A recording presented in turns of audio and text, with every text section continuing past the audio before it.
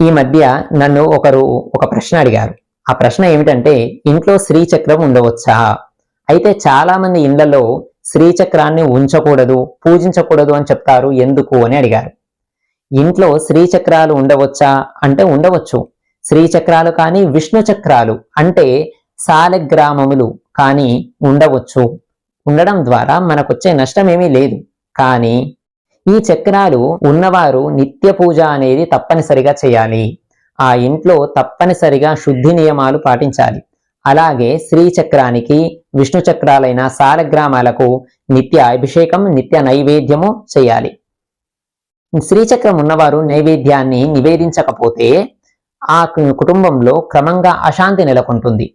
కాబట్టి ఈ ఉరుకుల పరుగుల జీవితాలలో ప్రతిరోజు నైవేద్యాలు పెట్టడం, శుద్ధి నియమాలు పాటించడం కష్టం. కాబట్టి ఇంట్లో శ్రీచక్రం ఉండకూడదు అని పెద్దలు సూచించారు.